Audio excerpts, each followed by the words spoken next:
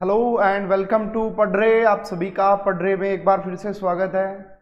And good evening to all of you. कैसे हो भाई आप सभी बच्चे एंड कैसी चल रही है आप सभी की प्रिपरेशन? तो इनऑर्गेनिक केमिस्ट्री का सबसे पहला चैप्टर था पीरियोडिक प्रॉपर्टीज। काफ़ी अच्छे से काफ़ी डिटेल में हमने डिस्कस किया। अब इनऑर्गेनिक केमिस्ट्री का बहुत ही इंपॉर्टेंट टॉपिक, देखिए वो जो टॉपिक था वो बेसिक था, आना जरूरी है केमिस्ट्री के लिए। इस टॉपिक की खास बात क्या है, आना भी जरूरी है। And this is scoring. Scoring है ये, स्कोरिंग। यहां से 3 से 4 क्वेश्चन देखने को मिल जाते हैं।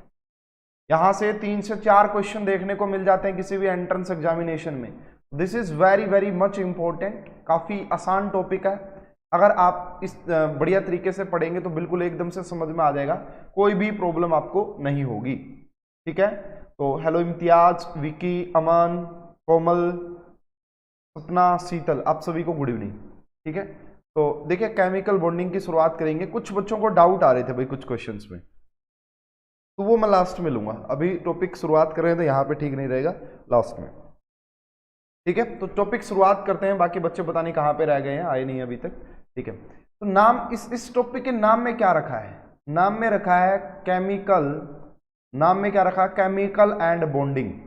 दो वर्ड है नाम में। क्या रखा है इसके? Chemical and bonding. केमिकल का मतलब हो सकता है कि एटम्स लगा लो, मॉलिक्यूल्स लगा लो, है ना, एटम्स लगा लो, मॉलिक्यूल्स लगा लो। एंड बॉन्डिंग में क्या रखा है? जुड़ना। बॉन्डिंग में क्या रखा है? जुड़ना। ठीक है, जुड़ना। तो यही है ना बात। तो सबसे पहले तो आपके मन में ये क्वेश्चन आ सकता है कि सर जो केमिकल्स है ना वो जुड़ते क्यों हैं? ठीक है, तो सबसे पहला क्वेश्चन है why chemicals are bonded. Chemical bond क्यों बनाते हैं? ठीक है, तो पहले तो हम ये देखेंगे कि क्यों केमिकल जुड़ते हैं एक दूसरे के साथ, क्यों होता है ऐसा। ठीक है, पहला पॉइंट। फिर हमें पता लग गया भाई ये कारण है, इससे जुड़ते। फिर हम देखेंगे किस टाइप से जुड़ सकते हैं। किस टाइप से? किस टाइप से का मीनिंग है कि किस किस तरीके से वो बॉन्ड बना सकते हैं, किस किस तरीके से उनकी बॉन्डिंग हो सकती है। ठीक है, वो देखेंगे फिर। हेलो निशु, आरजू, वेलकम, गुड इवनिंग। तो भाई यही बात है। सबसे पहले हम देखेंगे कि क्यों कोई भी एटम्स, मॉलिक्यूल केमिकल बॉन्ड ही क्यों बनाते हैं। ठीक है, किस टाइप से वो बॉन्ड बना सकते हैं, उन्हीं को बोला जाता है टाइप्स ऑफ बॉन्ड। उन्हीं को क्या बोला जाता है? Types of bond. एंड बस फिर उसके बाद ये चैप्टर स्टार्ट हो जाएगा एंड पूरा चैप्टर इन्हीं के ऊपर रहेगा। टाइप्स ऑफ बॉन्ड जब हम पढ़ेंगे तो यहाँ पे मैं मेनली आपको 2 टाइप्स के बॉन्ड पढ़ाऊंगा। उन्हीं 2 टाइप्स के बॉन्ड पे ये पूरा चैप्टर डिपेंड करता है। ठीक है, समझ में आ गई है बात सभी को? तो सबसे पहले बात है कि क्यों जुड़ते हो। देखिए, अब ज्यादा दूर नहीं जाता भाई, मैं मेरे से ही लेके चलता हूँ भाई। मैं केमिस्ट्री पढ़ाता हूँ, मेरा नाम संजय है, मैं तो केमिस्ट्री पढ़ाता हूँ मैं। ठीक है, और आप में से कोई एक स्टूडेंट है, तो आप में से कोई स्टूडेंट है, अपना जुड़ना कैसे हुआ पहले मुझे ये बताओ। आप क्यों मेरे साथ जुड़े, अपना जुड़ना क्यों हुआ? तो 2-3 बातें थी कि सर देखो हम हैं केमिस्ट्री में वीक, हमें केमिस्ट्री आती नहीं है, तो आपके पास केमिस्ट्री की कमी थी और मुझे केमिस्ट्री अच्छी आती है। मुझे केमिस्ट्री अच्छी आती है, इसका मतलब आप इसलिए जुड़ाव हो गया हमारा। यहाँ पे केमिस्ट्री एक्सेस में थी और यहाँ पे केमिस्ट्री थी नहीं, तो इसलिए हमारा यहाँ पे जुड़ाव हो गया। दूर क्यों जा रहे हो भाई आप मुझे ये बताओ। आप जो है केमिकल बॉन्डिंग का मतलब क्या होता है? आप किसके देखिए, अब 2 फ्रेंड्स जो होते हैं, 2 फ्रेंड मान लो, अब आप जिस शहर में रह रहे हो, जिस गली में रह रहे हो, क्या सभी लोगों को जानते हो? क्या नहीं, किसी कुछ लोगों को ही जानते हो आप। या तो आप अपने घर वालों को जानते हो या अपने फ्रेंड्स को जानते हो। ठीक है, बाकी किसी को नहीं जानते। तो वही कहानी है यहाँ पे भी, है ना। देखिए, आप आपके घर वालों के साथ क्यों रहना पसंद करते हैं? आपके घर वालों के साथ आप रहना क्यों पसंद करते हैं? क्योंकि आपको घर में रहने से स्टेबिलिटी मिलती है। क्योंकि आपको घर में रहने से स्टेबिलिटी मिलती है, आप स्टेबल हैं घर पे, आप अपने फ्रेंड्स के साथ स्टेबल हैं। तो सारा खेल किसका है? सारा खेल स्टेबिलिटी का है। सारा खेल किसका है भाई? सारा खेल स्टेबिलिटी का है। तो जो ये होड़ अपने लगी हुई है ना यहाँ पे स्टेबल होने की, इंसानों के अंदर भी पूरी होड़ है स्टेबल होने की, हालांकि कोई हो नहीं पाता है। ठीक है, अगर मैं स्पिरिचुअली बात करूं, थोड़ा सा आध्यात्मिक बात करूं, तो बहुत कम लोग हैं जो स्टेबल हो पाते हैं। ठीक है, बाकी तो भागदौड़ चलती रहती है यहाँ पे।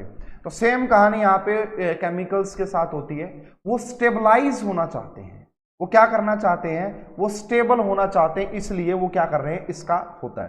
तो यही बात है यहाँ पे, काज ऑफ केमिकल कॉम्बिनेशन। ठीक है, तो सबसे पहले मैं यहाँ पे लिख देता हूँ टॉपिक का नाम, cause of chemical combination. Chemical combination कि क्या क्या रीजन है, कॉम्बिनेशंस, केमिकल कॉम्बिनेशंस, क्या क्या रीजन है जिसकी वजह से दो एटम्स, दो एलिमेंट आपस में जुड़ना चाहते हैं। सबसे पहली बात, they obtain, to obtained stability, to obtained stability, to obtained stability, वो चाहते हैं कि हम स्टेबल हो जाएं। और दूसरी बात मैंने आपको पहले भी बताया था, स्टेबिलिटी का मतलब वो अपनी एनर्जी का लॉस करना चाहते हैं। स्टेबिलिटी का मतलब देखिए, यही बात मैंने आपको पहले भी बताई थी एक दिन, जो अनस्टेबल होते हैं ना उतने ज्यादा ही उनके अंदर वो रहता है। ठीक है, अनस्टेबल जो होंगे उतनी ज्यादा मूवमेंट करेंगे, उतनी ज्यादा उनके अंदर एनर्जी भरी रहेगी, नेगेटिव पॉजिटिव जो भी लगा लो आप। ठीक है, तो वो अगर लोअरिंग, मैंने पहलवान वाला एग्जांपल दिया था अगर आपको याद हो, तो इसमें कंसेप्ट आता है लोअरिंग ऑफ एनर्जी। तो वो अपनी एनर्जी को कम करना चाहते हैं। और इसके ऊपर जेईई एडवांस 2020 में बहुत ही बेहतरीन लेवल का क्वेश्चन पूछ लिया था, बहुत ही बेहतरीन लेवल का इस ऊपर। तो स्टेबिलिटी कैसे मिलती है दो एटम्स को, देखिए इसके समझाना बहुत ही आसान होता है। मान लीजिए आपके पास दो एटम है, ये आपका एक एटम नंबर ए है, ए एटम बोल देता हूं मैं इसको, और ये आपका एक एटम नंबर बी है ना। अगर यहाँ पे ये एटम ए है तो इसके पास न्यूक्लियस रहा होगा Na एंड इसके पास इलेक्ट्रॉन रहा होगा Ea। अगर ये भी एक एटम है तो इसका न्यूक्लियस रहा होगा Nb एंड इसके पास भी इलेक्ट्रॉन रहा होगा Eb। तो यहाँ पे दो चीजें हो रही हैं, यहाँ पे क्या हो रही है, आपके पास दो चीजें हो रही है। आप सभी ये देख सकते हैं भाई, same charges are repel each other.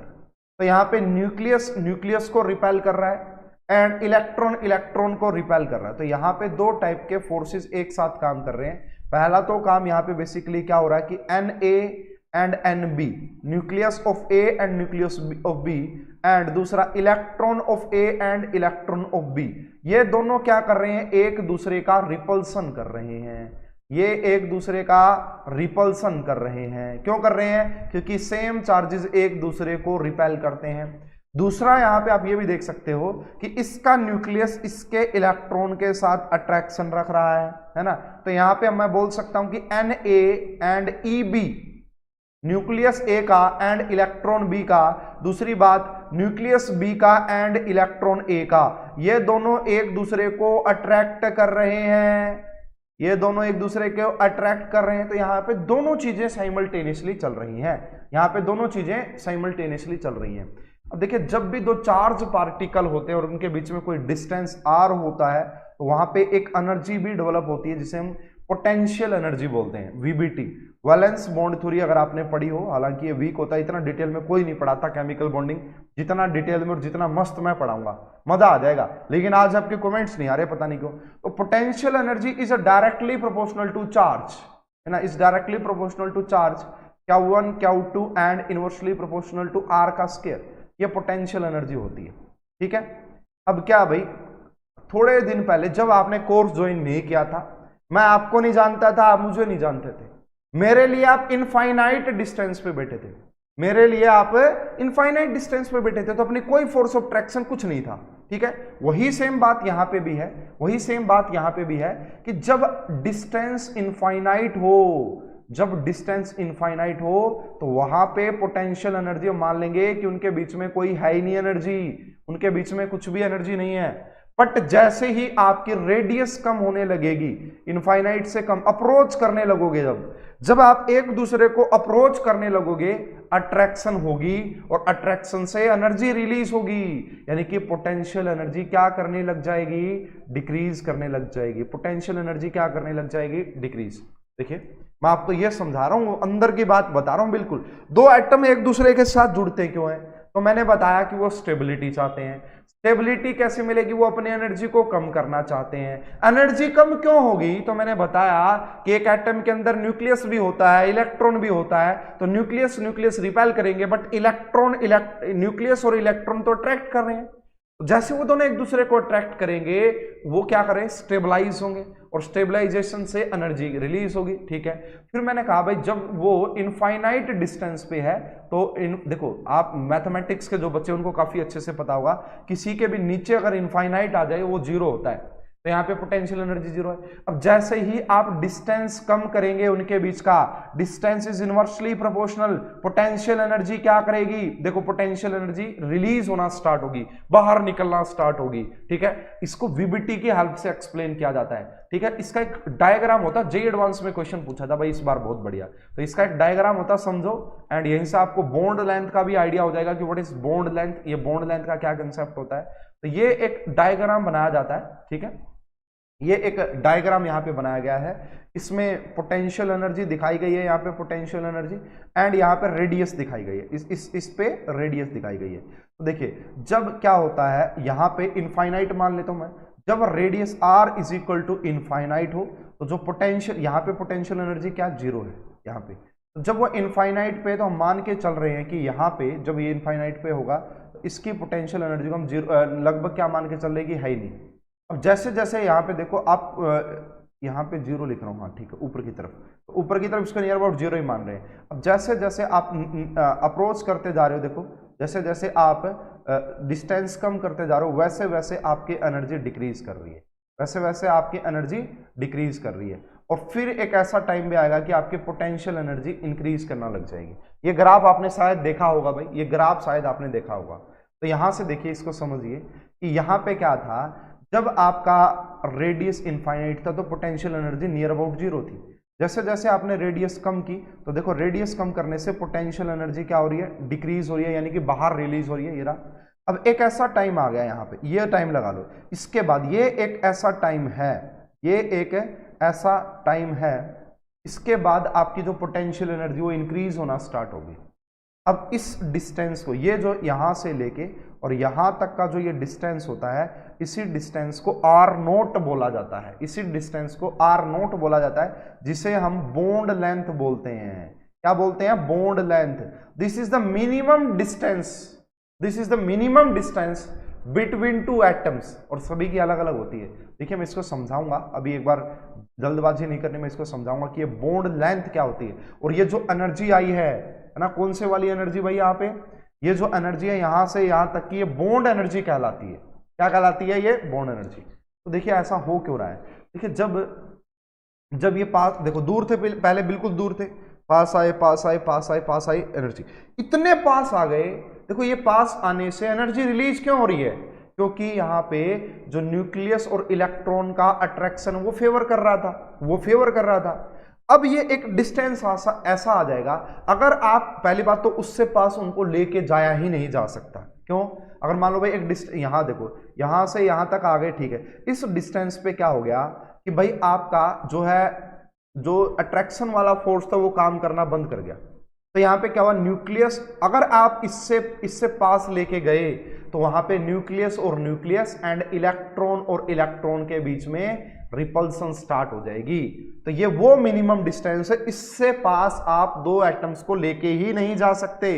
इसी को हम बॉन्ड लेंथ बोलते हैं, इसी को हम क्या बोलते हैं, बॉन्ड लेंथ। क्यों, क्योंकि उस डिस्टेंस से आगे अगर आप लेके जाना भी चाहोगे ना तो रिपल्सन की वजह से डिस्टेंस बढ़ जाएगा, रिपल्सन की वजह से डिस्टेंस बढ़ जाएगा। तो क्या आपको ये बात समझ में आ गई, क्या आपको ये बात समझ में आ गई भाई। पोलिंग नाम के साइंटिस्ट थे जिन्होंने वीबीटी, वैलेंस बॉन्ड थ्योरी दी थी, उन्होंने इसके बारे में बताया था, इस ग्राफ के बारे में। अगर आप कोई अच्छी स्टैंडर्ड बुक पढ़ोगे तो वहां पे आपको पता लग जाएगा। किसी को इसमें डाउट है क्या, हालांकि इसमें जेईई एडवांस 2020 में एक बहुत ही बेहतरीन क्वेश्चन बना था, लेकिन भाई जेईई मेन तक वो कभी नहीं पूछा जा सकता। हालांकि जेईई एडवांस में भी वो बिल्कुल अपर लेवल का वो क्वेश्चन था, बहुत ही एडवांस लेवल का क्वेश्चन। तो पहला रीजन आपको समझ में आया कि क्यों कोई भी जुड़ना चाहता है, क्यों भी केमिकली कंबाइन करते हैं, उसका रीजन होता है कि वो स्टेबिलिटी चाहते हैं, अपनी एनर्जी को कम करना चाहते हैं। दूसरा रीजन दिया गया, to obtain noble gas configuration, to obtain noble gas configuration, to obtain noble gas configuration। देखिए बहुत आसान है इसको समझाना, बहुत आसान। देखिए मैंने देखा यार, मेरा एक स्टूडेंट था, फॉर एग्जांपल स्टूडेंट क्यों, मेरा एक दोस्त था, और उसने भाई देखो लोग आईआईटी में क्यों जाना चाहते हैं, लोग नीट में क्यों जाना चाहते हैं? ठीक है, क्यों जाना चाहते हैं? तो उनको पता है कि वहां पे स्टेबिलिटी है। वो देखते हैं जैसे ही आईआईटी में पहुंच गया लाखों के पैकेज आते हैं, जैसे ही नीट में डॉक्टर बन गया लाखों के पैकेज आते हैं, लाइफ स्टेबल हो जाती है। वो ऐसा देखते हैं, है ना। तो अब आईआईटी में ही क्यों जाना चाहते हैं, जबकि आईटीआई भी तो है हमारे देश में। बच्चे आईआईटी में ही क्यों जाना चाहते हैं, जबकि हमारे देश में तो आईटीआई आईआईटी से ज्यादा है। आईटीआई के बारे में शायद आपको पता होगा, इनके नंबर बहुत ज्यादा हैं। बच्चे यहां जाना नहीं चाहते, बच्चे यहां जाना चाहते। उसका रीजन क्या है? वो देखते हैं कि ये स्टेबल है ना, ये स्टेबल है। तो ऐसे ही एलिमेंट्स ने क्या देखा, हालांकि थोड़ी तो साइंटिस्ट ने दी है, ये सारी बातें साइंटिस्ट ने बताई है ना। तो उन्होंने देखा यार ये जो ग्रुप नंबर 18 है ना, ये जो ग्रुप नंबर 18 है, कौन सा? Helium, neon, argon, krypton, xenon, ये किसी से रिएक्शन ही नहीं कर रहे हैं। ये किसी से रिएक्शन ही नहीं कर रहे, इनको कोई लेना देना ही नहीं है, कोई बॉन्ड वॉन्ड बनाते ही नहीं है, कुछ भी नहीं है। तो ये देखा गया ऐसा क्यों कर रही है ऐसा, तो देखा गया इनकी फुल्ली फिल्ड इलेक्ट्रॉनिक कॉन्फ़िगरेशन होती है, फुल्ली फिल्ड इलेक्ट्रॉनिक कॉन्फ़िगरेशन होती है। तो इन्हीं को देखकर, है ना, इनको देखकर दूसरे भी कहते हैं भाई देखो इन्होंने ना सारा लेन देन का चक्कर खत्म कर रखा है, ना इलेक्ट्रॉन ले रहे ना दे रहे, नाम से बैठे हैं, है ना। और हम ले रहे हैं दे रहे हैं, कितनी प्रॉब्लम हो रही है, कभी आयनिक बॉन्ड बनाना पड़ रहा है, कभी कोवलेंट बॉन्ड बनाना पड़ रहा है। तो वो कहा यार मैं ना, जैसे फ्लोरीन बोला यार मैं ना दुखी हो रखा हूं, है ना, मैं तो यार इस नोबल गैसेज जैसा होना चाहता हूं। क्यों? क्योंकि वो स्टेबल है। तो यही सेम रीजन यहां पे भी दिया गया है। ठीक है, समझ में आई बात। तो दूसरा रीजन होता है कि वो अपना ऑक्टेट कंप्लीट करना चाहते हैं। ठीक है, तो ये तो मैंने आपको ये समझा दिया कि भाई, ये तो मैंने आपको समझा दिया कि वो अपना जो है दो रीजन है कि केमिकल जो जुड़ना चाहते हैं उसके दो रीजन है। अब बात जी कैसे कैसे जुड़ सकते हैं, उसके लिए टॉपिक है टाइप्स ऑफ बॉन्ड। उसके लिए टॉपिक है टाइप्स ऑफ बॉन्ड। अब बहुत सारे बच्चों से अगर मैं पूछूंगा तो कुछ कितने टाइप के बॉन्ड होते हैं भाई बताना। कुछ बच्चे बोलेंगे सर 2 टाइप के, कुछ बच्चे बोलेंगे सर 3 टाइप के। मैं पूछूंगा 2 टाइप के कौन से? वो कहेंगे sir ionic bond, covalent bond. कुछ थोड़े से होशियार बच्चे क्या बोलेंगे सर 3 टाइप के होते हैं। कौन कौन से? वो कहेंगे एक आयोनिक बॉन्ड, एक कोवलेंट बॉन्ड एंड एक कोऑर्डिनेट बॉन्ड, है ना। बट ऐसा बिल्कुल भी सही नहीं है, ऐसा बिल्कुल भी सही नहीं है। टाइप्स ऑफ बॉन्ड की अगर आप बात करोगे, there are majorly 2 types of bond, majorly 2 types of bond होते हैं। यहाँ पे देखिएगा, आप कहोगे सर ये तो आपने अलग ही केमिस्ट्री बना रखी है अपनी, ठीक है ना। तो बिल्कुल भाई 2 टाइप्स के बॉन्ड होते हैं। First type of bonds are inter atomic. First types of bond are inter atomic. इन्हीं को हम प्राइमरी बॉन्ड भी बोलते हैं, इन्हीं को हम प्राइमरी बॉन्ड भी बोलते हैं, प्राइमरी बॉन्ड भी बोला जाता है इन्हीं को। तो इंटर एटॉमिक और इसी को प्राइमरी बॉन्ड बोलते हैं। दूसरा होता है इंटर मोलिकुलर, दूसरा होता है इंटर मोलिकुलर, और इनको हम सेकेंडरी बॉन्ड भी बोलते हैं। इनको हम क्या भी बोलते हैं भाई? इनको हम बेसिकली सेकेंडरी बॉन्ड भी बोलते हैं, इनको हम सेकेंडरी बॉन्ड्स भी बोलते हैं। तो बॉन्ड 2 टाइप के होते हैं भाई। कौन कौन से टाइप के होते हैं आपका? एक इंटर एटॉमिक एंड एक इंटर मोलिकुलर। ठीक है, अब ये इंटर एटॉमिक का मीनिंग क्या? नाम से ही पता लग रहा है कि यहां पे जो बॉन्ड बनते हैं वो एटम्स के बीच में बनते हैं। किसके बीच में बनते हैं? एटम्स के बीच में बनते हैं एंड काफी स्ट्रॉन्ग बॉन्ड होते हैं ये। ठीक है, ये काफी स्ट्रॉन्ग बॉन्ड होते हैं जो एटम्स के बीच में बनते हैं। मैं रीजन दूंगा कैसे। और तीसरी बात अगर आप पूछोगे ना, इनकी जो बॉन्ड एनर्जी होती है, अगर आप किसी इंटर एटॉमिक बॉन्ड को तोड़ना चाहोगे तो उसकी जो बॉन्ड एनर्जी होती है वो 200 से लेके और 400 किलो जूल पर मोल तक हो सकती है। 200 से लेके 400 किलो जूल पर मोल तक हो सकती है।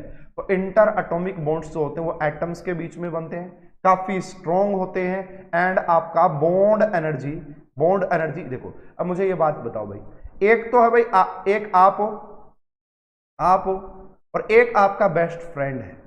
ठीक है, अगर मान लो आपको कोई डाउट क्लियर करना है, कोई इश्यू आया है आप दोनों के बीच में, तो आप दोनों जितना बढ़िया कर सकते उतना तो कोई नहीं कर सकता। ठीक है, ये है इंटर एटॉमिक वाली बात, है ना, कि भाई इन दोनों ने अपने आप से ये सारी चीजें की है। ठीक है, तीसरे का काम नहीं है। इंटरमोलिकुलर क्या होते हैं? इंटरमोलिकुलर क्या? ये रहे जी आप, और ये रहा आपका एक सेकंड लेवल का फर्स्ट मतलब बेस्ट फ्रेंड के अलावा दूसरा बेस्ट फ्रेंड, ठीक है। ये रहा आपका बेस्ट फ्रेंड और ये आपके बेस्ट फ्रेंड का फर्स्ट, ये बेस्ट फ्रेंड कह रहा है इसको, फिर ये कह रहा है इसको, या ये कह रहा है ऐसे। तो ये जो है ना, ये अंडरस्टैंडिंग, ये बीच में अपनी एक दो बात घुसाए बिना मानेगा ही नहीं। अगर आप है ना, वो भी सोचेगा यार ये इसका बेस्ट फ्रेंड क्यों है, इसको हटा जाए। तो ये जो कहानी बन रही है ना, इन दोनों के बीच में बनी होगी पहले बॉन्डिंग, है ना, पहले तो इन दोनों के बीच में बॉन्डिंग बनी होगी, है ना, और उसके बाद ये आपस में करवा रहे। तो ये आपको खुद ही दिख रहा है, ये तो भैया लफड़े वाली बात है ना। तो सेम कहानी यहाँ पे होती है, ये एटम्स के बीच में बनते हैं। Inter atomic bonds are 4 types, ये 4 टाइप के होते हैं इंटर एटॉमिक, आपने नाम जरूर सुने होंगे।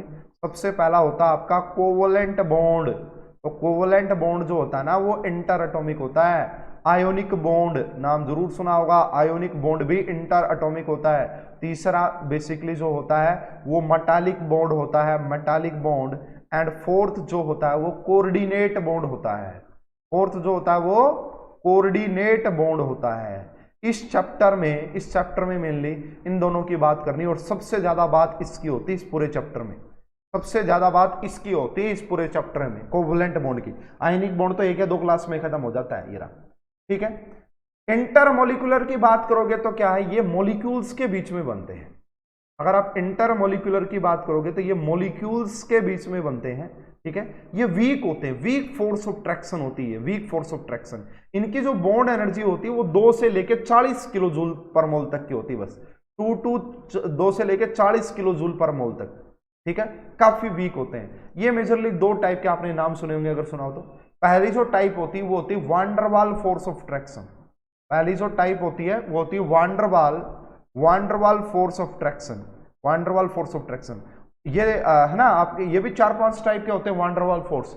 Ion dipole, dipole, ion induced dipole, dipole induced dipole and London forces, ठीक है। ये हमेशा मॉलिक्यूल्स के बीच में बनते हैं, ये हमेशा मॉलिक्यूल्स के बीच में बनते हैं, ठीक है। एंड सेकंड बड़ा फेमस आपने नाम जरूर सुना होगा, H bonding. Hydrogen bond is also intermolecular bond, तो वो भी आपका इंटरमोलिकुलर होता है, वो मॉलिक्यूल्स के बीच में ही बनता है। हाइड्रोजन बॉन्ड भी 2 टाइप का होता है, intermolecular and intramolecular, intermolecular and intramolecular. बहुत ही बढ़िया चैप्टर है भाई, इस चैप्टर को समझ लेना यार, मजा आ जाएगा। केमिस्ट्री के सारे डाउट्स क्लियर हो जाएंगे, कहोगे यार केमिस्ट्री में मजा आने लग गया अब तो हमें बहुत अच्छे से, ठीक है। तो बॉन्ड के अंदर क्लियरिटी आई, ये है जी बॉन्ड की रियल कहानी, है ना। ऐसा ना कहना कि कोवलेंट और आयनिक बॉन्ड ही होते हैं, हालांकि इनके अलावा भी स्पेशल टाइप्स ऑफ बॉन्डिंग होती है, बैक बॉन्डिंग, बनाना बॉन्डिंग, ठीक है, ब्रीज बॉन्ड, काफी टाइप की चीजें होती है, हायर केमिस्ट्री में पता लगती है, आपके लेवल तक भी आएगा। 3C2E बॉन्ड, 3C4E बॉन्ड, है ना, सारी चीजें आएंगी, धीरे धीरे समझते जाना। एक ऐसा लेवल बना दूंगा आप कहोगे सर मतलब सिखाई है आपने सही में केमिस्ट्री, ठीक है। अब हम आगे चलते हैं, इस चैप्टर का हम पहली चीज स्टार्ट करने जा रहे हैं, आयोनिक बॉन्ड। तो आयोनिक बॉन्ड के बारे में चर्चा करेंगे, आयोनिक बॉन्ड के बारे में छोटा सा आयोनिक बॉन्ड का पार्ट रहेगा, ज्यादा डीपली इसमें हम बात करेंगे कोवलेंट बॉन्ड की।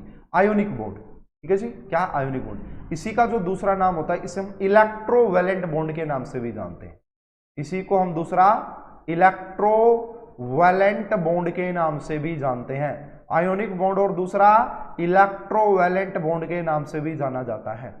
तो बॉन्ड्स, ये आयोनिक बॉन्ड्स, खास बात ये है कि ये आपका बॉन्ड फॉर्म्स, इसकी कुछ बातें जो आप लिख लो, bond forms between cation and anion, bond forms between cation and anion, ऐसा बॉन्ड जो एक कटायन और एक अनायन के बीच में बने, है ना, उसी को हम आयोनिक बॉन्ड बोलते हैं। Anion is known as a ionic bond.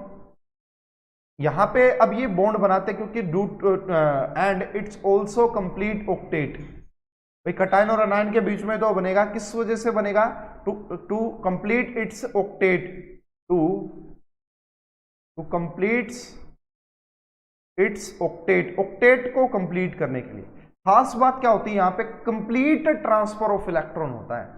खास बात क्या होती है यहां पे, कंप्लीट ट्रांसफर ऑफ इलेक्ट्रॉन होता है, कंप्लीट ट्रांसफर ऑफ इलेक्ट्रॉन होता है। जैसे अब NaCl की अगर मैं बात करूं, NaCl कैसे बना होगा, पहली बात तो मुझे ये बताओ कि NaCl किस टाइप का बॉन्ड है, NaCl के अंदर किस टाइप का बॉन्ड है, और बॉन्ड क्या होता है, बॉन्ड क्या होता है भाई, bond is simply force of attraction. Bond कोई ऐसा नहीं है धागे से बांध रखा है, तारों से बांध रखी है दो एलिमेंट ना, फोर्स ऑफ अट्रैक्शन है, बस जुड़ रहे हैं एक दूसरे से। जैसे आप कितनी दूर बैठे हो उससे, लेकिन अपनी एक फोर्स ऑफ अट्रैक्शन है, तो सिंपली बॉन्ड भी एक फोर्स ऑफ अट्रैक्शन ही होती है, ठीक है। NaCl, अब NaCl कैसे बना होगा, देखिए जो सोडियम है, सोडियम उसका एटॉमिक नंबर होता है 11 और उसकी इलेक्ट्रॉनिक कॉन्फ़िगरेशन है 281। दूसरा कौन है, दूसरा क्लोरीन, मैंने ले लिया क्लोरीन, उसकी इलेक्ट्रॉनिक कॉन्फ़िगरेशन है 287। तो भाई ये दोनों बाजार में चल रहे थे, अपने घूम रहे थे बाजार में, और बाजार में घूमते घूमते सोडियम को नियोन दिख गया, नियोन अपने आराम से स्टेबल बैठा था, मजे आ रखे थे नियोन को। तो सोडियम ने सोचा यार क्यों ना नियोन जैसा हुआ जाना चाहिए, कितना स्टेबल है यार, मैं भी हो जाऊंगा। तो इसने जब से क्या बोला, भाई नियोन जैसे होने के लिए बस मेरे पास एक इलेक्ट्रॉन ही ज्यादा है। तो ये बाजार में आवाजें लगाने लग गया, कोई एक इलेक्ट्रॉन ले जाओ, कोई एक इलेक्ट्रॉन ले जाओ, पूरे बाजार में जोर जोर से आवाजें लगा रहा है कि कोई एक इलेक्ट्रॉन ले जाओ, है ना। तो वहां पे फिर क्लोरीन था भाई, वहां पे बाजार में क्लोरीन भी आया हुआ था कुछ सामान खरीदने। तो जैसे ही क्लोरीन को दिख गया आर्गन का भी स्टेबल इलेक्ट्रॉन, आर्गन भी आराम से स्टेबल बैठा था, मजेदार, कोई टेंशन नहीं, कोई कुछ नहीं। क्लोरीन ने सोचा यार मुझे तो आर्गन जैसा होना चाहिए। अच्छा, क्लोरीन ने ये क्यों नहीं सोचा कि मुझे नियोन जैसा होना चाहिए, तो क्लोरीन ने नियोन जैसा इसलिए नहीं सोचा क्योंकि उसे आर्गन अपने ज्यादा करीब दिखा, उसको लगा यार आर्गन जैसा बनना बड़ा आसान है, नियोन जैसा तो बड़ा दूर है, नियोन जैसा बनना तो बड़ा दूर है। कहने का मतलब यह है कि एक इलेक्ट्रॉन लेना आसान है, जबकि 7 इलेक्ट्रॉन देने से, मैंने आयनाइजेशन एनर्जी में क्या पढ़ाया था, 4th इलेक्ट्रॉन निकालना भी बड़ा मुश्किल होता है एक ही एटम से, बोला था या नहीं बोला था, वो सारी चीजें आएंगी अब। तो क्लोरीन ने जब भी बोला एक इलेक्ट्रॉन दे दो, एक इलेक्ट्रॉन दे दो, है ना, तो इन दोनों को आपस में क्या हो गया, आवाजें सुन गई। तो सोडियम ने खुशी खुशी क्या किया, सोडियम ने एक सोडियम Na लिया, खुशी खुशी क्या किया, एक इलेक्ट्रॉन अपना दे दिया, ठीक है। एक इलेक्ट्रॉन अपना देने से ये क्या हो गया, Na पॉजिटिव। एंड दूसरी बात, क्लोरीन Cl नेगेटिव गैसियस, एक इलेक्ट्रॉन मिल गया, कौन सा, यही वाला इलेक्ट्रॉन मिल गया, और इलेक्ट्रॉन मिलते ये क्या बन गया, Cl नेगेटिव बन गया। अब इनके बीच में एक अट्रैक्शन बन गई, ना। जैसे भाई मान लो, है ना, जो लड़की वाले हैं, जैसे जब भी आपकी शादी होगी, है ना, तो क्या होता है, लड़की लड़के वालों के घर आती है, ठीक है। तो लड़की दी है घर वालों ने और इन्होंने ली है, तो अट्रैक्शन बन गई, इनके बीच में भी फोर्स ऑफ अट्रैक्शन। तो ये जो फोर्स ऑफ अट्रैक्शन है ना, Na पॉजिटिव जो बना है एंड Cl नेगेटिव जो बना है, ये दोनों बनने से क्या हुआ, एक खास बात हुई। ये जब दोनों इस स्टेट में आए तो ये एक तो चार्ज्ड पार्टिकल हो गए। अगर आप दो चार्ज्ड पार्टिकल को एक पर्टिकुलर डिस्टेंस पे रखोगे तो वहां पे एक electrostatic force of attraction develop हो जाता है, वहां पे एक electrostatic force of attraction develop हो जाता है। जो वो electrostatic force of attraction develop हुआ ना, उसी को हम क्या बोलते हैं, उसी को हम आयोनिक बॉन्ड बोल देते हैं, उसी को बॉन्ड बोलते हैं। और आयोनिक बॉन्ड इसलिए बोलते हैं क्योंकि यहां पे कंप्लीट ट्रांसफर हो रहा है। सोडियम ने अपना एक इलेक्ट्रॉन परमानेंट क्लोरीन को दे दिया है, क्लोरीन ने सोडियम को दे दिया, मतलब सोडियम से ले लिया है, यहां पे कोई शेयरिंग नहीं हो रखी है। इसीलिए आयोनिक बॉन्ड सबसे स्टेबल बॉन्ड माने जाते हैं। जितने भी बॉन्ड होते हैं ना, उनमें से सबसे स्टेबल बॉन्ड जो माने जाते हैं वो आपका आयोनिक बॉन्ड माने जाते हैं। समझ में आई क्या भाई आपको बात? एक खास बात और देखना, आयोनिक बॉन्ड जो आपको देखने को मिलेगा, आयोनिक बॉन्ड जो आपको देखने को मिलेगा, वो आपको एक मेटल और एक नॉन मेटल के बीच में देखने को मिलेगा। आयोनिक बॉन्ड हमेशा एक मेटल और एक नॉन मेटल के बीच में देखने को मिलेगा, ठीक है। और जो मेटल्स, सबसे अच्छी मेटल्स कौन सी होती हैं? Group number 1 and group number 2, group number 1, group number 2 and एक लगा लो ग्रुप नंबर 13 की मेटल। तो ये मेटल्स जो है काफी अच्छी मेटल्स मानी जाती है। जितनी अच्छी मेटल होगी उतना अच्छा ही आयोनिक बॉन्ड बनेगा, जितनी अच्छी मेटल होगी उतना अच्छा ही आयोनिक बॉन्ड बनेगा। एंड जितनी अच्छी नॉन मेटल होंगी, नॉन मेटल जर्नली आपको देखने को मिलेगी group number 15, group number 16, group number 17, है ना। इन मेटल्स को इलेक्ट्रॉन देने की बहुत ज्यादा भूख रहती है, इन नॉन मेटल्स को इलेक्ट्रॉन लेने की बहुत ज्यादा भूख रहती है, तो इनकी बॉन्डिंग जबरदस्त जमती है, इनकी बॉन्डिंग जबरदस्त जमती है ना। तो ये कहानी होती है जी यहाँ पे। मेटल जितनी अच्छी मेटल होगी उतना अच्छा आयोनिक बॉन्ड बनेगा, जितनी अच्छी नॉन मेटल होगी उतना ही अच्छा आयोनिक बॉन्ड बनेगा। समझ में आ रही है मेरी बात आप सभी को? समझ में आ रही है क्या? जरा अब यहाँ पे एक टर्मिनोलॉजी यूज की जाती है, दैट इज इलेक्ट्रोवैलेंसी, है ना। कई बार इलेक्ट्रोवैलेंसी लगा लो या फिर सिंपल वैलेंसी लगा लो, इलेक्ट्रोवैलेंसी लगा लो या फिर सिंपल वैलेंसी लगा लो। नंबर ऑफ इलेक्ट्रॉन लॉस्ट और गेन, ठीक है ना। नंबर ऑफ इलेक्ट्रॉन, इलेक्ट्रोवैलेंसी क्या होती है, कई बार क्वेश्चन में पूछ लिया जाता है कि बताओ, इजी सा क्वेश्चन, बिल्कुल बेसिक सा क्वेश्चन, एक्चुअली तो ऐसे ऐसे क्वेश्चन पूछता है, इतने बेसिक बेसिक। इलेक्ट्रोवैलेंसी का मतलब होता है number of electron loss and gain during the formation of, by that element लगा लो, number of electron loss and gain by that element is known as electrovalency. अब सोडियम ने कितने इलेक्ट्रॉन दिए? एक, इसलिए उसकी वैलेंसी क्या है? एक। क्लोरीन ने कितने इलेक्ट्रॉन लिए हैं? एक, इसलिए उसकी वैलेंसी क्या है? एक।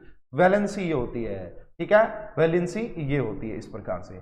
अब मैं यही कह रहा था आपको, here is the difference between, देखो मैं यही तो आपको बता रहा था कि जितनी अच्छी मेटल होगी, देखो मेटल जितनी बढ़िया क्वालिटी की होगी, जितनी अच्छी मेटल होगी ना हाई, तो उतना, एंड देखो अगर मैं आपसे थोड़ी, चलो इसको दोबारा से एक्सप्लेन करता हूँ इस चीज को क्या है। तो मैं यहाँ पे ये कहना चाह रहा हूँ भाई, देखो कि जो आपका और आयनिक करैक्टर है, ionic character is directly proportional to electronegativity difference. समझना इस बात को बड़ा ध्यान से, मैंने क्या कहा यहाँ पे, आयोनिक करैक्टर। भाई कौन सा बॉन्ड अच्छा आयोनिक बॉन्ड, उसका कैसे पता लगाएंगे? जितना ज्यादा इलेक्ट्रोनेगेटिविटी डिफरेंस होगा उतना अच्छा ही आयोनिक बॉन्ड होगा। कैसे, समझिएगा। फॉर एग्जांपल मैं बात कर लेता हूं, मेरे पास एक है NaCl एंड एक मेरे पास है NaF, एक मेरे पास क्या NaF। बताओ कौन सा, दोनों ही आयोनिक बॉन्ड है, कौन सा आयोनिक बॉन्ड अच्छा है? मैंने देखा यार यहाँ पे मैंने क्या बताया कि मेटल जितनी अच्छी हो उतना बढ़िया आयनिक बॉन्ड बनेगा। तो यहाँ पे मेटल तो कॉमन होगी, मेटल को छोड़ो, एक फ्लोरीन है और एक क्लोरीन है, कौन सी अच्छी नॉन मेटल है? इसको इलेक्ट्रॉन लेने की ज्यादा भूख है, तो है answer fluorine. Fluorine is the most electronegative element in the periodic table. तो यहां का इलेक्ट्रोनेगेटिविटी डिफरेंस देखो, मेटल तो सेम होगी, ये अच्छी नॉन मेटल है, जितनी अच्छी नॉन मेटल होगी उतना ज्यादा वहां पे इलेक्ट्रोनेगेटिविटी डिफरेंस होगा, और जितना ज्यादा इलेक्ट्रोनेगेटिविटी डिफरेंस होता ना उतना ज्यादा वहां पे डाइपोल जनरेट होते हैं, उतना ज्यादा चार्ज डेवलप होता है ना। जैसे मान लो भाई ये Na पॉजिटिव है और ये फ्लोरीन है, फ्लोरीन के ऊपर तो नेगेटिव होता है, वहीं पे एक Na पॉजिटिव है और यहाँ पे क्लोरीन है नेगेटिव। तो अब फ्लोरीन कहेगा भाई मेरे पास तो नेगेटिव चार्ज ज्यादा, मतलब मेरे पास तो क्या है, इलेक्ट्रॉन डेंसिटी ज्यादा है, मैं ज्यादा रखता हूं अपने पास, क्योंकि मैं अच्छे नॉन मेटल हो गया, तो इसलिए इनके बीच में इनके ऊपर ज्यादा चार्ज डेवलप होगा, फ्लोरीन के ऊपर ज्यादा नेगेटिव चार्ज रहेगा एज कंपेयर टू क्लोरीन। और जितना ज्यादा, मैंने क्या पढ़ा, force of attraction, coulombic force of attraction का फॉर्मूला क्या होता है, Q1 Q2 by are, Q1 Q2 by are. जितना ज्यादा चार्ज होगा उतनी ज्यादा स्ट्रेंथ होगी बॉन्ड की, उतनी ज्यादा स्ट्रेंथ होगी बॉन्ड की। तो ये बात मेरे हिसाब से आप समझ गए होंगे। अगर मैं आपसे क्वेश्चन पूछता हूं, मेरे पास एक LiF है, एक मेरे पास NaF है और एक मेरे पास KF है, बताओ कि इसमें से आयनिक बॉन्ड करैक्टर, इसमें से कौन से में सबसे अच्छा आयनिक बॉन्ड बनेगा? इसमें सबसे अच्छा आयनिक बॉन्ड बनेगा, जल्दी से बताइए, इसमें सबसे अच्छा आयनिक बॉन्ड बनेगा, जल्दी से बताइए।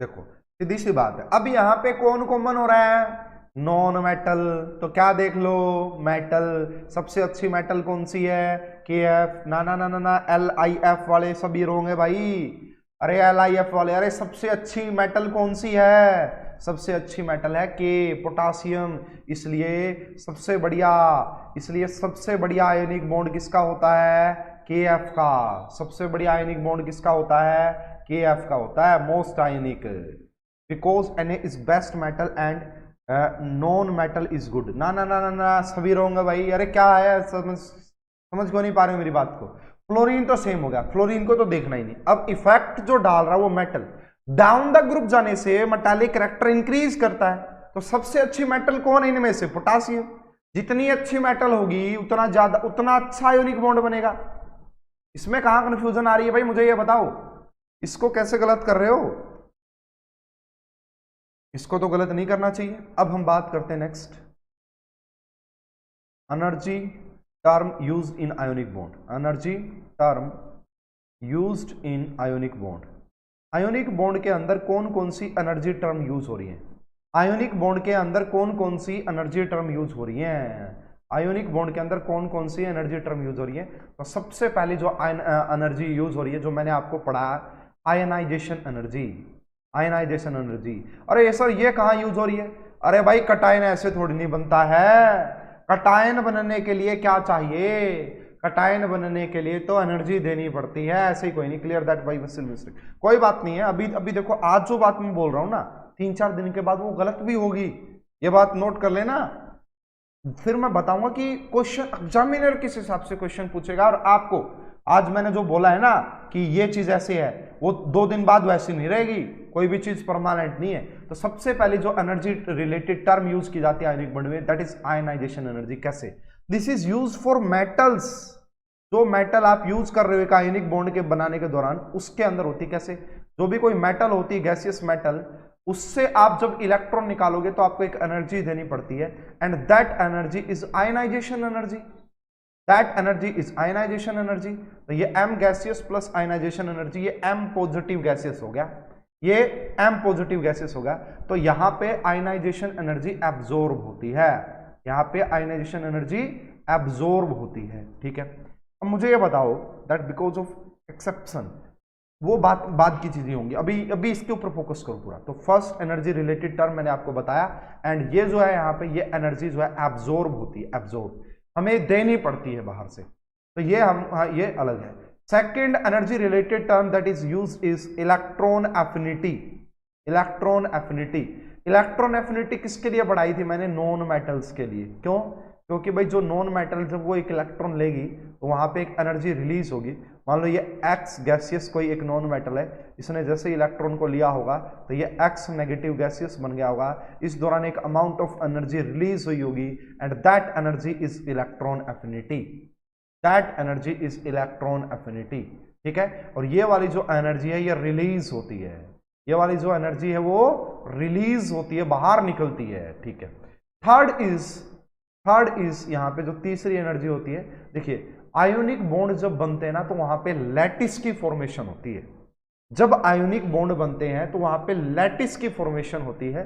थर्ड वन इज, यहाँ पे 3 काम होते हैं यहाँ पे, पहला कटायन का बनना, दूसरा अनायन का बनना, और जब कटायन और अनायन मिलके एक मोल किसी आयोनिक कंपाउंड की फॉर्मेशन करते हैं तो वहां पे एक लैटिस बनती है, लैटिस क्या होता है मैं पढ़ाऊंगा, यह है आपका फॉर्मेशन ऑफ लैटिस, और जब ये फॉर्मेशन होती है ना लैटिस की, यहां से भी एक अमाउंट ऑफ एनर्जी रिलीज होती है, and that energy is lattice energy, उस एनर्जी को क्या बोलते हैं, लैटिस एनर्जी। अब देखिए जो आपका M पॉजिटिव गैसियस बना है, ठीक है, एंड प्लस में जो आपका X नेगेटिव गैसियस बना है, ठीक है, जब ये दोनों जुड़ेंगे तो यहां पे किसकी फॉर्मेशन, अगर 1 मोल MX की फॉर्मेशन हो और वो भी सॉलिड की, उस दौरान यहां पे एक अमाउंट ऑफ एनर्जी रिलीज होती है, देखो यहाँ प्रोडक्ट साइड दिखा रहा हूं इसलिए अमाउंट ऑफ एनर्जी, एक यहाँ पे जो एनर्जी है वो रिलीज होती है, and that energy is known as lattice energy, and that energy is known as lattice energy, उसी को हम क्या बोलते हैं, लैटिस एनर्जी बोलते हैं। और ये रिलीज क्यों होती है भाई, कोई बच्चा पूछे कि ये बनने से ये रिलीज क्यों हुई, स्टेबिलिटी, बहुत ज्यादा स्टेबल हो जाता है, एनर्जी का लॉस, एनर्जी निकलेगी तो स्टेबिलिटी नहीं आएगी क्या। एनर्जी क्यों निकली सर, एनर्जी क्यों निकली, मुझे ये बताओ। एक तो गैस के पार्टिकल्स हैं और एक सॉलिड के पार्टिकल है, एक गैस के पार्टिकल और एक सॉलिड के, किसमें फोर्स ऑफ ट्रैक्शन ज्यादा होता है, तो सारे बच्चे कहेंगे सर सॉलिड के पार्टिकल बिल्कुल पास पास होते हैं, उनके अंदर ज्यादा फोर्स ऑफ ट्रैक्शन होता है ना, as compare to gases, gas के तो दूर दूर रहते हैं, ठीक है। तो ये रहा थर्ड, यहाँ पे जो हमने एनर्जी रिलेटेड टर्म, इसके क्वेश्चन कई बार बन गए हैं भाई। Third is due to stability gained by them, yes बिल्कुल सही है। लैटिस क्या होता है पता है ना आपको, जैसे आपने पढ़ा होगा सिंपल क्यूबिक यूनिट सेल ना, simple cubic unit cell solid state में, NaCl की FCC फेस क्यूबिक सेंटर्ड, ये इसको मैं पढ़ाऊंगा सॉलिड स्टेट में। हालांकि अगर कोई बच्चा पिछले साल वाला हो तो मैंने काफी डिटेल में सॉलिड स्टेट पढ़ा रखा है, ऐसा सॉलिड स्टेट पढ़ा रखा है बिल्कुल क्रिस्टल क्लियर, वो तो यूट्यूब चैनल पे भी अवेलेबल है शायद, ठीक है। तो ये रहा। अब ये लैटिस एनर्जी क्या होती है, इसकी डेफिनेशन लिख लो पहले तो। अब ये लैटिस एनर्जी क्या होती है, पहले तो इसकी डेफिनेशन लिख लो बिल्कुल उसमें वर्डिंग में। Lattice energy, the energy released when 1 mole of ionic compound is formed by its isolated gaseous atom, या gaseous atom नहीं gaseous ion, दोबारा से आप लिख लीजिए अपने वे में। the energy released when 1 mole of ionic solid, ये जरूर ध्यान रखना, 1 mole of ionic solid है ना, the energy released when formation of 1 mole ionic solid from its isolated gaseous ion, जैसे ये क्या है gaseous cation, ये क्या है gaseous anion, ये देखो ये गैस के पार्टिकल है, इनकी एनर्जी ज्यादा होती है। तो दो गैस के पार्टिकल जैसे ही जुड़ के सॉलिड में बन जाएंगे तो गैस के पार्टिकल्स की एनर्जी ज्यादा होती है।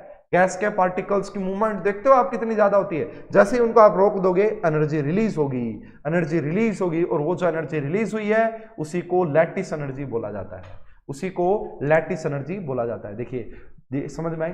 तो एक आयोनिक बॉन्ड के लिए जितनी ज्यादा लैटिस एनर्जी रिलीज होगी ना, जितनी ज्यादा लैटिस एनर्जी रिलीज होगी है ना, तो उतना ही वो कंपाउंड स्टेबल होता है, उतना ही वो अच्छा आयोनिक बॉन्ड होता है, उतना ही वो अच्छा आयोनिक बॉन्ड होता है।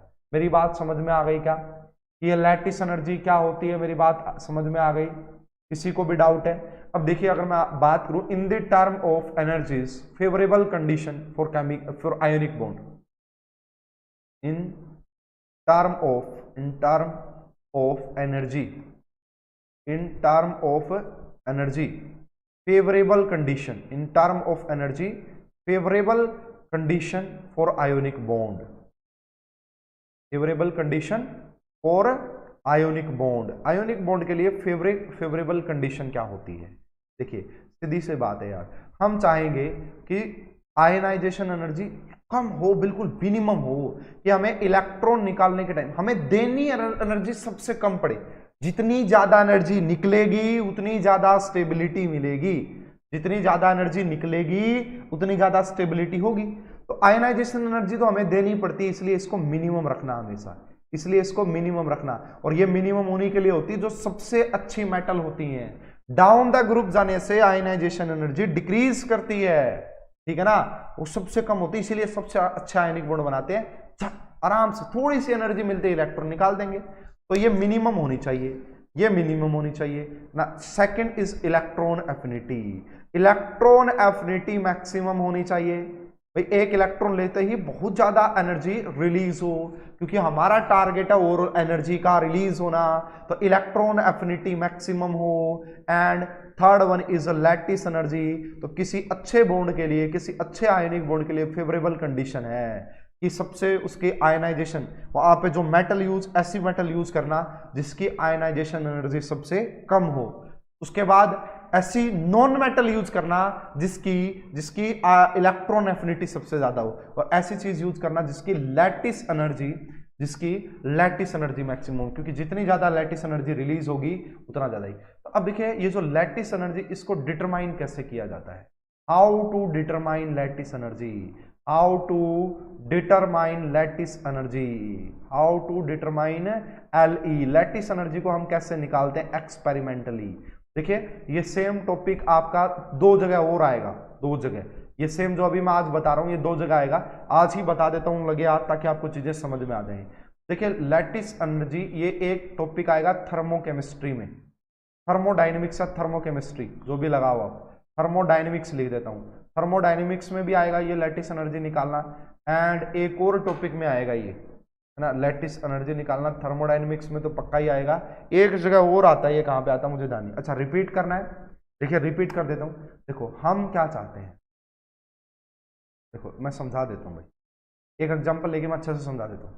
मान लीजिए मेरे पास ये ए है, ए ठीक है, ये मेटल है, ये मेटल है, और मुझे इससे इलेक्ट्रॉन निकालने के लिए 200 किलो जूल एनर्जी दे दी मैंने इसको। देखना है ना, सपना आपके लिए रिपीट कर रहा हूं मैं बहुत बढ़िया एग्जांपल के साथ, ठीक है। मेरे पास कोई ए मेटल थी और मैंने उससे इलेक्ट्रॉन निकालने के लिए 200 किलो जूल एनर्जी वहां पे मैंने दे दी उसको, ठीक है। एक इलेक्ट्रॉन निकल गया, ठीक है, यहाँ पे ए पॉजिटिव ये बन गया और एक इलेक्ट्रॉन निकल गया। दूसरी बात मैंने क्या था, इसी यही एग्जांपल है, तो बी गैसियस एक नॉन मेटल थी, जब उसने एक इलेक्ट्रॉन लिया तो उस दौरान जो इलेक्ट्रॉन एफिनिटी रिलीज हुई, ये देखो जो चीज रिएक्टेंट साइड में लिखी वो दी है आपने, जो प्रोडक्ट साइड में लिखी, मान लो कि वहां पे आपका 100 किलो जूल पर मोल एनर्जी रिलीज हुई, ठीक है। अब जब आप ओवरऑल जोड़ोगे तो यहाँ पे क्या होगा, तो इलेक्ट्रॉन से इलेक्ट्रॉन कैंसिल, तो यहाँ पे आपको क्या दिखेगा, जब यहाँ पे अगर एक मोल आयोनिक सॉलिड की फॉर्मेशन हुई होगी, जब एक मोल आयोनिक सॉलिड की फॉर्मेशन होगी तो यहाँ पे एक एनर्जी रिलीज करती है जिसे लैटिस एनर्जी बोलते हैं। फॉर एग्जांपल मैंने मान लिया कि यहाँ पे 300 किलो जूल पर मोल की एनर्जी रिलीज होगी, रिलीज होती है लैटिस एनर्जी भी। अब ओवरऑल देखो आपने एनर्जी दी कितनी, 200, और एनर्जी टोटल निकली बाहर कितनी, 400, तो ये 200 जो दी थी वो माइनस कर दो, तो ओवरऑल आप बेनिफिट में रहे ना। यहाँ पे आपने 200 किलो जूल पर मोल एनर्जी बाहर ही निकली है, और जितनी एनर्जी बाहर निकलती है उतनी ज्यादा स्टेबिलिटी आती है। समझ में आई बात? इसीलिए मैं कह रहा हूं भाई कोशिश किया करो, जितनी ज्यादा ये एनर्जी रिलीज होगी ना, जितनी ज्यादा, उतना ज्यादा कंपाउंड स्टेबल होता है, उतना अच्छा आयनिक बॉन्ड बनता है। इसीलिए मैं कह रहा हूं इसको कम रखो, इसको भी ज्यादा रखो, और इसको भी ज्यादा रखो। अब बोलो भाई सपना समझ में आया? सर एक बार रिपीट कर दो लैटिस एनर्जी। लैटिस एनर्जी का मतलब है जब एक गैसियस अनायन, एक गैसियस कटायन और एक गैसियस अनायन जब दोनों आपस में जुड़ेंगे, देखो ये गैस के हैं, जुड़ने के बाद अगर उन्होंने एक मोल आयनिक सॉलिड की फॉर्मेशन कर ली, उस दौरान एक अमाउंट ऑफ एनर्जी रिलीज होती है, and that energy is lattice energy, and that energy is lattice energy. समझ में आ गई मेरी बात भाई? अब मैं बता रहा था ये लैटिस एनर्जी कैसे फाइंड आउट की जाती है। थर्मोडायनेमिक्स में एक जगह और आती होगी यार, कहीं पे अभी ध्यान नहीं आ रहा है। इसको निकाला जाता है with the help of born-Haber cycle. नाम सुना है? बोर्न-हैबर साइकिल से हम लैटिस एनर्जी निकालते हैं। ये पहला मेथड था। जब आप हायर केमिस्ट्री में जाओगे तो यहाँ पे एक इक्वेशन होती है बोर्न-लैंडेज इक्वेशन। जब आप बीएससी में या एमएससी में जाओगे तो लैटिस एनर्जी को निकालने के लिए एक और अच्छी इक्वेशन होती है, दैट इज बोर्न-लैंडेज इक्वेशन। और उससे भी ऊपर लेवल जाओगे एक और होती है बोर्न-लैंडेज से जो निकलती है लैटिस एनर्जी की वैल्यू बिल्कुल एक्यूरेट होती है, बिल्कुल एक्यूरेट, ठीक है। तो ये बोर्न-हैबर साइकिल होता है जिससे आपके लेवल तक काम चल जाता है, लैटिस एनर्जी निकाली जाती है। थर्मोडायनेमिक्स में इसके पर्टिकुलर एग्जांपल्स भी आते हैं, बट यहाँ पे मैं आपका एग्जांपल्स नहीं समझा रहा हूँ, यहाँ पे मैं आपको सिंपली जो है वो बता रहा हूँ यहाँ पे, ठीक है। समझ में आ रही? तो यहाँ पे ये बता रहा है कि there is no direct method for determination of lattice energy but we can indirectly calculated. Born Haber cycle की हेल्प से हम लैटिस एनर्जी निकाल सकते हैं। सबसे पहले आपको इसके बारे में आइडिया होना चाहिए, हालांकि ये थर्मोकेमिस्ट्री का पार्ट है, थोड़ा सा बता देता हूँ। हीट ऑफ फॉर्मेशन, या इसी को हम एंथैल्पी ऑफ फॉर्मेशन भी बोलते हैं, है ना। इसी को हम क्या भी बोलते हैं, दूसरा H डेल्टा HF, इसका मतलब होता है एंथैल्पी ऑफ फॉर्मेशन। ये थर्मोकेमिस्ट्री में पढ़ाई जाती है। तो ये क्या होती है, enthalpy change when 1 mole of any compound is formed by it's most elements which should be in pure and stable form। Heat of formation क्या होता है, ये आपको थर्मोकेमिस्ट्री में पढ़ाया जाता है। देखिए आपने क्या हुआ, देखिए कोई भी रिएक्शन होती है ना, कोई भी रिएक्शन हुई है, कोई भी केमिस्ट्री में जितनी भी रिएक्शन हो रही है वहां पे हीट चेंज हो रही है, एंथैल्पी चेंज हो रही है, एनर्जी का चेंज हो रहा है बस। एनर्जी जा रही है या एनर्जी आ रही है। तो कुछ न कुछ एंथैल्पी का चेंज हुआ है। Enthalpy change when one mole of any compound is formed, एक मोल किसी कंपाउंड के बनने से जो एनर्जी का चेंज हुआ है, ठीक है, एनर्जी का जो चेंज हुआ उसी एनर्जी को हम क्या बोलते हैं, हीट ऑफ फॉर्मेशन या एंथैल्पी ऑफ फॉर्मेशन बोलते हैं। ठीक है, थर्मोकेमिस्ट्री में ज्यादा डिटेल में पढ़ा दूंगा, थर्मोकेमिस्ट्री में ज्यादा डिटेल में पढ़ा दूंगा। एक हेस लॉ भी होता है भाई, हेस लॉ, ठीक है, वो यही कहता है, या तो आप डायरेक्ट देख लो भाई वैल्यू एंथैल्पी ऑफ फॉर्मेशन की, या आप इनडायरेक्ट वेज से चले जाओ, ओवरऑल एंथैल्पी ऑफ फॉर्मेशन उतनी ही होती है। थोड़ा सा एक एग्जांपल से समझा देता हूं, बिल्कुल आराम से समझ में आ जाएगा। देखिएगा बोर्न हैबर साइकिल की हेल्प से हम कैसे लैटिस एनर्जी निकालते हैं। देखिए आपको बोल दिया गया है कि आपके पास सोडियम सॉलिड है, प्लस में आपके पास Cl2 गैस है, ठीक है, और इससे आपको क्या बनाना है, यहाँ पे 1 मोल NaCl की फॉर्मेशन हुई है, 1 मोल NaCl की फॉर्मेशन हुई है, और यहाँ पे आपको क्या बोल देगा कि इसका जो एंथैल्पी ऑफ फॉर्मेशन है वो कुछ न कुछ वैल्यू दे देगा आपको। यहाँ पे वो क्या है, इसकी जो एंथैल्पी ऑफ फॉर्मेशन उसकी कुछ न कुछ वैल्यू आपको दे दी जाएगी क्वेश्चन में। समझ में आई बात। अब देखो सबसे पहली बात तो क्या है, NaCl के एक सॉलिड का बनना, पहली बात तो मैंने वहां पे काफी इंपॉर्टेंट पॉइंट आपको नोट करवाया था, लैटिस एनर्जी जब मैं लिख रहा था, शायद आपने ध्यान नहीं दिया होगा, मैंने बोला था फ्रॉम आइसोलेटेड गैसियस एटम, मैंने क्या बोला था, energy release when 1 mole of ionic solid is formed by it's isolated gaseous ion. क्या बोला था, isolated gaseous ion, isolated gaseous ion, ये बोला था मैंने यहाँ पे लैटिस एनर्जी, आप देख लेना चाहिए अगर आपने लिखा होगा तो। सबसे पहली बात तो सोडियम तो यहाँ सॉलिड फॉर्म में, पहले आप इसको गैस फॉर्म में कन्वर्ट कीजिए, और जब आप सॉलिड को गैस फॉर्म में कन्वर्ट करते हैं दैट इज सब्लिमेशन, सॉलिड का डायरेक्ट गैस में जाना, सब्लिमेशन। तो यहाँ पे आपने एक एनर्जी दी होगी, यहाँ पे आपने एक एनर्जी दी होगी, that is enthalpy of sublimation, enthalpy of sublimation जो पॉजिटिव रही होगी, मतलब दी होगी पॉजिटिव, दी आपने, समझ गए। अब ये यहाँ पे गैसियस तो बन गया, आयन तो नहीं बना, गैसियस से आयन बनाने के लिए आपने क्या किया होगा, फिर से यहाँ पे आपने एक एनर्जी दी होगी, that energy is ionisation energy, that energy is ionisation energy, जिससे ये आपका Na पॉजिटिव गैसियस बन गया, जिससे ये आपका Na पॉजिटिव गैसियस बन गया। अब यहाँ पे Cl2 तो मॉलिक्यूल है, आपसे तो आइसोलेटेड गैसियस आयन बोला था, सबसे पहले आप इसको एटम में, आयन तो बाद में बनेगा, पहले एटम बनाओ। एटम बनाने के लिए आपने यहाँ पे एक एनर्जी दी होगी, that energy is bond dissociation energy, bond dissociation energy. तो यहाँ पे आपने उसको हाफ दिया, बॉन्ड डिसोसिएशन एनर्जी, जिससे ये किसमें कन्वर्ट हो गया, जिससे ये किसमें कन्वर्ट हो गया, Cl गैस के अंदर कन्वर्ट हो गया। अब Cl गैस के अंदर यहाँ पे एक एनर्जी रिलीज हुई होगी, यहाँ पे एक एनर्जी रिलीज हुई होगी, एंड उसको मैं मतलब रिलीज जब भी होती, चलो एक बार लिख देता हूं, तो उसको हम क्या बोलेंगे यहाँ पे, इलेक्ट्रॉन एफिनिटी, या उसको हम क्या बोलेंगे यहाँ पे, electron gain enthalpy, delta H easy, और ये रिलीज हुई इसलिए मैं नेगेटिव साइन से दिखा रहा हूं, तो क्या बन गया, Cl नेगेटिव गैसियस। अब एक गैसियस कटायन और एक गैसियस अनायन है, ये दोनों मिलेंगे और 1 मोल आयोनिक सॉलिड की फॉर्मेशन करेंगे। इस दौरान भी एक अमाउंट ऑफ एनर्जी रिलीज हुई होगी, एंड दैट एनर्जी जो रिलीज हुई है, नेगेटिव से दिखा रहा हूं release, that energy is a lattice energy, that energy is lattice energy. तो थर्मोकेमिस्ट्री में आपको हेस लॉ पढ़ाया जाता है, हेस लॉ ये बात बोलता है भाई, जो ये जो इस स्टेप में जो आपको एंथैल्पी ऑफ फॉर्मेशन है ये वाली, और जो आपने ऐसे स्टेप्स में निकाला है, ये एंथैल्पी और इन एंथैल्पीज का सम सेम होगा। तो यहां से हम क्या लिख सकते हैं, यहां से हम क्या लिख सकते हैं कि जो डेल्टा HF होगा इज इक्वल टू किस किसके, एंथैल्पी ऑफ सब्लिमेशन। इसको मैं पॉजिटिव लिख रहा हूं क्योंकि ये हमने दी है, प्लस में इसको इलेक्ट्रॉन आयनाइजेशन एनर्जी को भी पॉजिटिव दी है, प्लस में बॉन्ड डिसोसिएशन एनर्जी का 2 क्योंकि ये भी हमने दी है, एंड माइनस में क्या कर देंगे, एंड माइनस में क्या कर देंगे, डेल्टा H इजी, ये हमें रिलीज हुई है, एंड माइनस में क्या कर देंगे, लैटिस एनर्जी। इस तरीके से with the help of Born Haber cycle, अब क्या होता है ना, आपको ये सारा डाटा मिलता है, ये आपको पता होता है, क्वेश्चन में लिखा मिलेगा, ये आपको क्वेश्चन में लिखा मिलेगा, ये आपको क्वेश्चन में लिखा मिलेगा, ये आपको क्वेश्चन में लिखा मिलेगा, ये मिलेगा और बोलेगा लैटिस एनर्जी निकालो, बोलेगा कि लैटिस एनर्जी निकालो। तो इस तरीके से हम किसी भी पर्टिकुलर बॉन्ड की लैटिस एनर्जी, किसी भी कंपाउंड की लैटिस एनर्जी निकाल सकते हैं। समझ में आ गई क्या बात? बोर्न हैबर साइकिल, ये आगे जाके थर्मोकेमिस्ट्री में भी पढ़ाया जाएगा, मैंने यहीं पे पढ़ा दिया।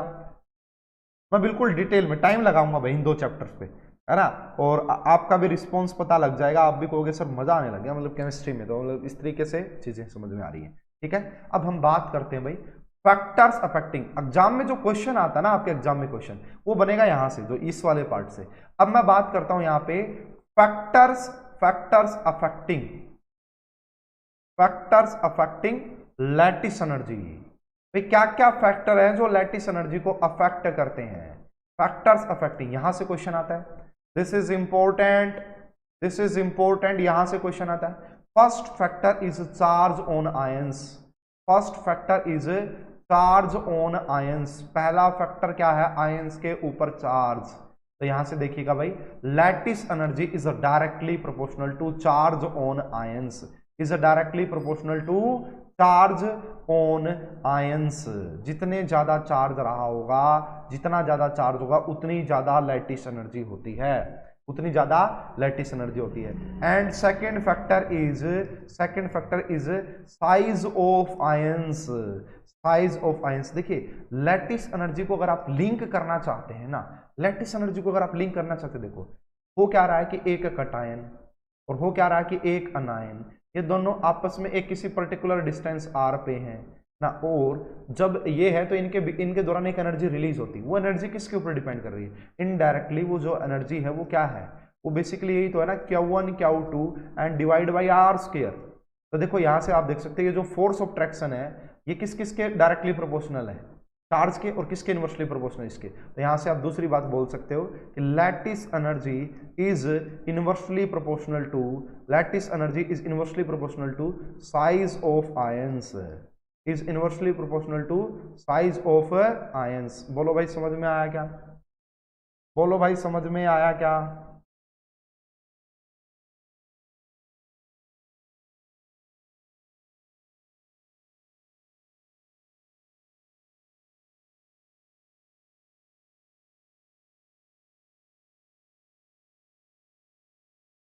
बोलो भाई समझ में आया क्या?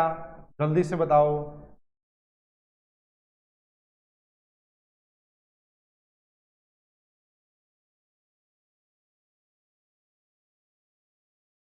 अब देखिए, अब मैं आपसे अगर क्वेश्चन दूं यहाँ पे, एक एग्जांपल, एक क्वेश्चन देता हूं, आप बताओ मुझे। ठीक है, आपको बताना है compare lattice energy of the following, compare lattice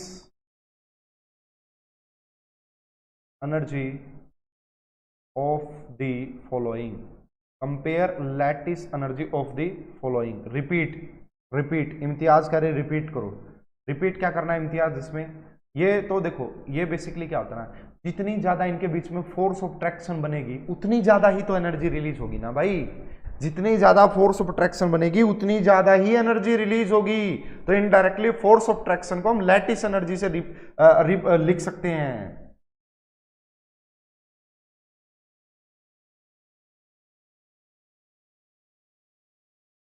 1 minute का समय दे दो भाई मुझे, रिप्लाई देना पड़ेगा। ठीक है, जब तक आप ओहो, ठीक है ठीक है ठीक है, 1 मिनट का समय दे दीजिए जब तक आप इसको बताइए, इस क्वेश्चन का आंसर बताइए। Compare the lattice energy of the flowing.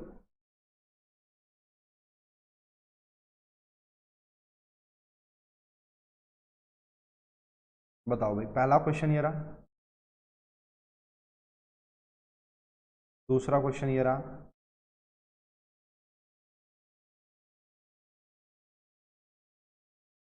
और तीसरा क्वेश्चन ये रहा।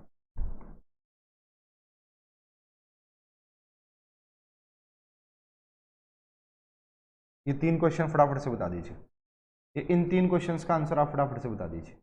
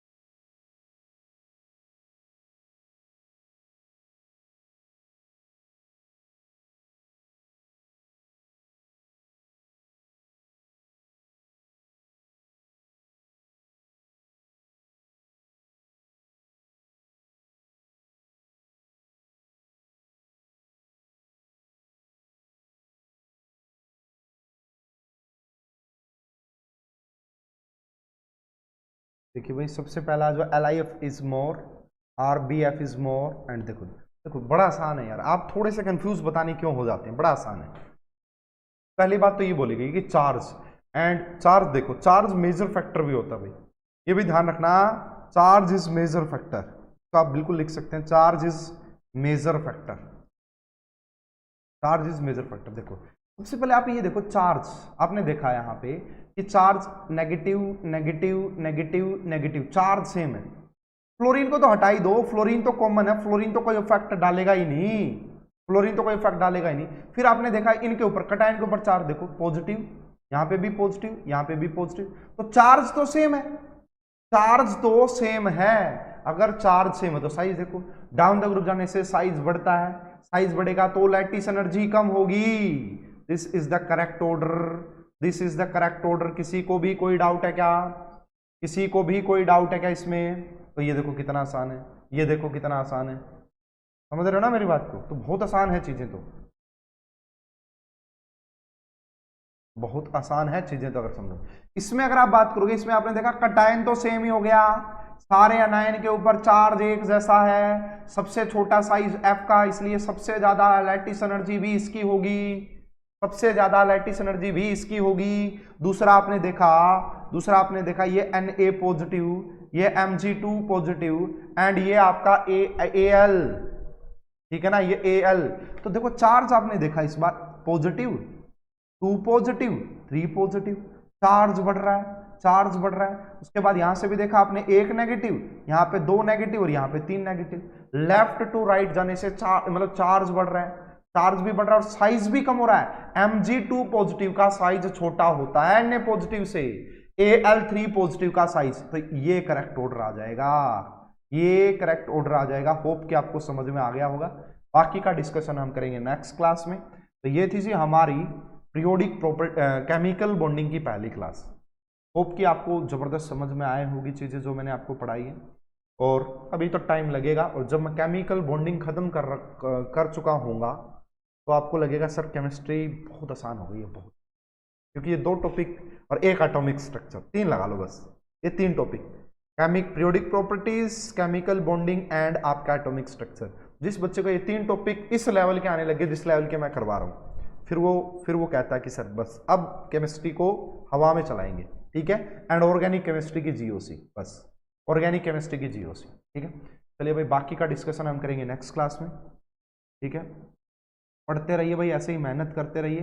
किसी का भी कोई डाउट, अच्छा आपके डाउट्स थे भाई, वो भी मैं क्लियर कर देता हूँ, 1 मिनट आपके भाई, ये मुझे तो है ना फोन वाले ही वो नहीं करने देते, आपके कुछ डाउट्स थे वो मैं एक बार क्लियर कर देता हूँ, 1 मिनट में चेक करके यहाँ पे कि क्या क्या डाउट्स आपके आए थे, तो वो मैं क्लियर कर देता हूँ एक बार, है ना। अब ठीक है, लास्ट में जो बच्चे नए होंगे जिनके कोई डाउट्स नहीं थे वो भी देखेंगे तो अच्छा लगेगा उनको, तो मैं एक बार भाई बाद में देख,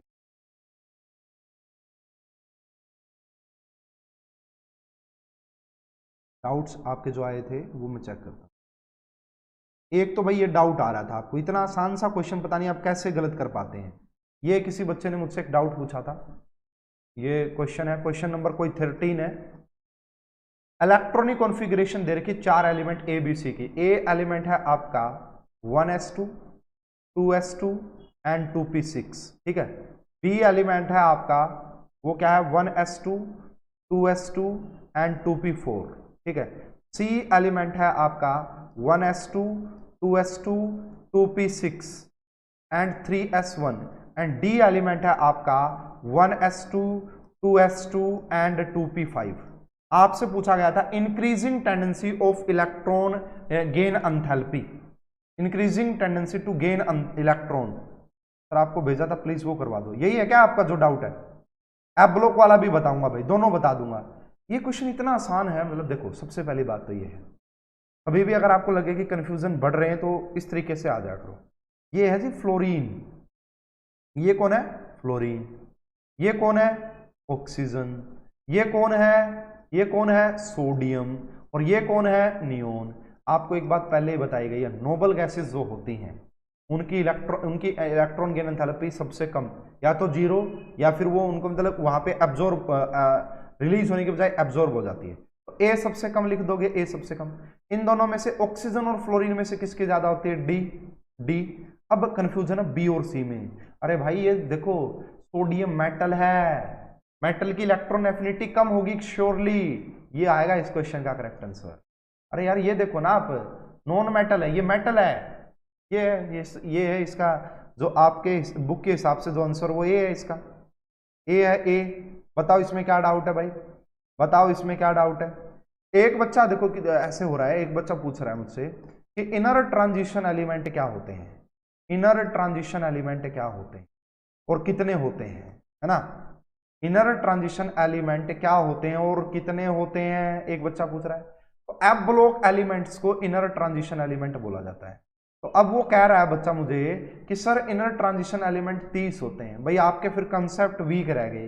कैसे कैसे रह गए कंसेप्ट वीक? अरे भाई एफ के 7 ऑर्बिटल होते हैं, एक ऑर्बिटल में मैक्सिमम 2 इलेक्ट्रॉन आ सकते हैं। तो एफ ब्लॉक के जो है एफ के 14 एलिमेंट्स ही हो सकते हैं एक।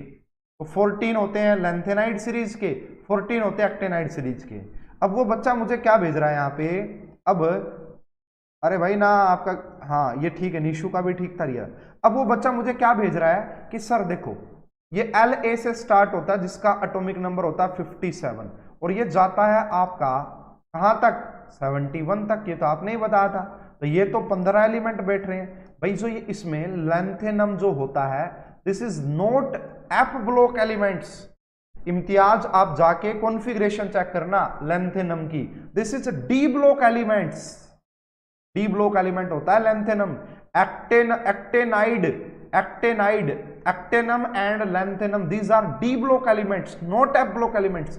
एफ ब्लॉक एलिमेंट स्टार्ट होते हैं 58 से 71, ये 14 एलिमेंट्स बनेंगे, 14 एलिमेंट्स। एंड ऐसे ही आपका ये 90 से लेके 103 तक, ये जो है ना 57 lanthanum, this is not F block element, this is D block element. आप इसकी इलेक्ट्रॉनिक कॉन्फ़िगरेशन चेक कर लेना इंटरनेट पे या अपनी बुक के अंदर, आपको समझ में आ जाएगा। तो मेरे हिसाब से आज तो मेरे समक्ष ये 2 ही डाउट आए थे आपके ग्रुप में। एक जो डाउट शायद आपने आपस में डिस्कस कर लिया था, क्वेश्चन बहुत अच्छा था वो, है ना। एक जो डाउट भेजा था एक स्टूडेंट ने, वो क्वेश्चन बहुत अच्छा था, वो शायद आपने अपने आप में ही क्लियर कर लिया था, ठीक है ना। तो जो ये शायद गौरव सिंह ने भेजा था, ये भी बड़ा, हाँ ये आराम से सॉल्व हो गया होगा आपका। किसी को और डाउट है क्या भाई? ऐसे ही भेजते रहा करो। तो गौरव सिंह ने जो भेजा था शायद वो क्लियर हो गया था, अच्छा क्वेश्चन था वो, हालांकि गौरव सिंह ने जो भेजा था वो अच्छा क्वेश्चन था। यस, नीशू ने भेज दी भाई इलेक्ट्रॉनिक कॉन्फ़िगरेशन, देख लो 4D1, ठीक है भाई।